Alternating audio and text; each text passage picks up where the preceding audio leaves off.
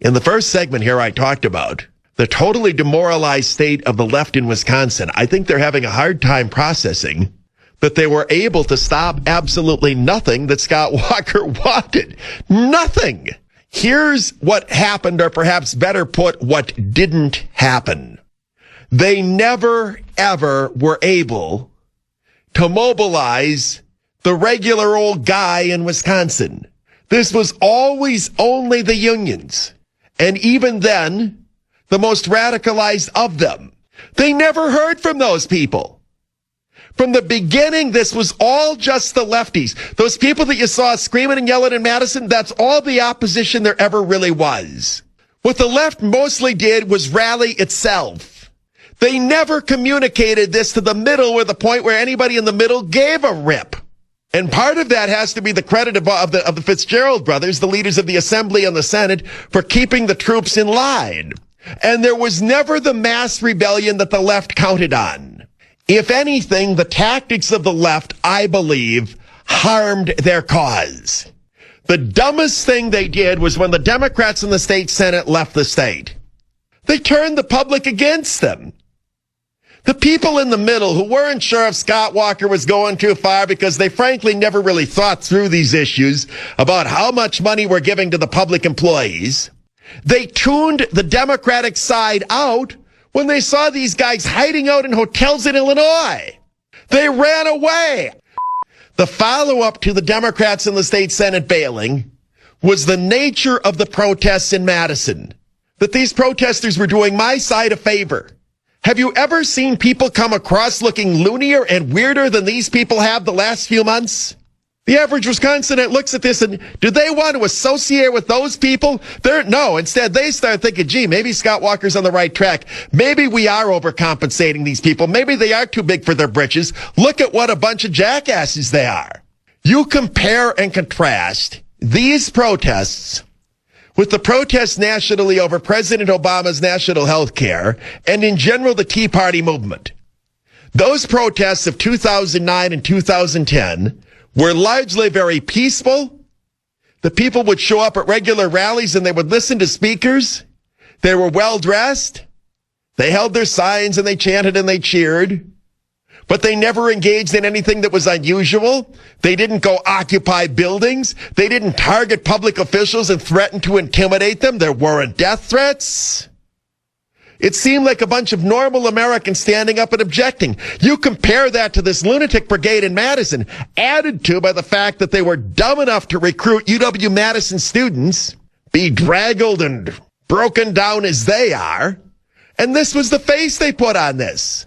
In the meantime, and I've done a lot of thinking about this, Governor Walker's response, and he was exactly the opposite of what Chris Christie in New Jersey was. Throughout this, from every news conference he held, he was reasoned, he was calm, he was in control. Even in that moment when his chief of staff terribly let him down with incompetent staff work by putting him on the phone with a guy that he thought was David Koch but wasn't. He didn't say anything stupid, anything they could use against him. He was a picture of calm and control and reasonableness when the other side looked like a bunch of people who were demented. Is it any surprise in looking back that the public never really rallied against Walker and they never embraced the people on the other side? There was, though, a third component to this absolute total victory that has left the Wisconsin left completely beaten down. They thought Wisconsin would be the state they could win. This came from the heads of the to Obama in the White House. This was the state they thought that they could stop the Republican. And in fact, they not only didn't stop him, they didn't slow him down 1 mile an hour. The more people found out about what Walker was proposing, the less bothered they were by it. In other words, the other big advantage Walker had is that what he was doing seemed reasonable. Who was going to get hacked off about this? As for the other stuff that the governor accomplished, photo ID for voting, overwhelmingly reasonable to people. Concealed carry, 48 other states have it. It can't be all that dangerous if the only states that don't have it are Wisconsin and Illinois. Expanding school choice, Face it, all he did was expand it in Milwaukee and move it into Racine. Most of the rest of the state didn't care. Remember that idea to expand it to other cities, that wasn't Walker's, that came from the legislature. Making Wisconsin ground zero and engaging in the types of tactics that they did was an incredible miscalculation by the Democratic Party of Wisconsin, the unions, and the leftist movement. They totally blew it. As we sit today, Scott Walker has accomplished more in 6 months in Wisconsin than arguably any other conservative governor has accomplished in the United States in the last 40 years.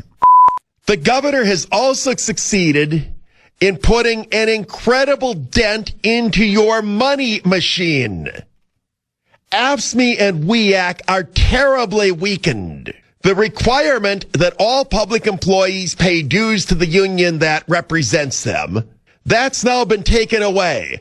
Now, someone, they're going to keep, these people believe in the cause. They'll keep making their dues payments. Oh, maybe they will the first month and the second month. And the true believers, the ones that live in Madison, they might hang in a year or two. You have just badly weakened the first by going after their money. Now, I know what some people think, but what if they recall Walker himself? It ain't gonna happen.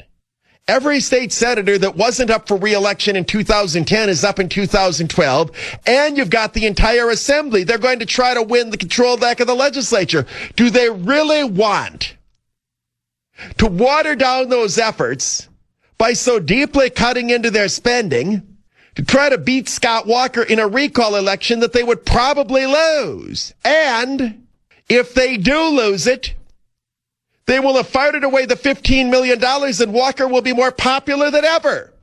He'll be able to say, look, we just held a referendum on me. I won. I'm going to do even more of what I want.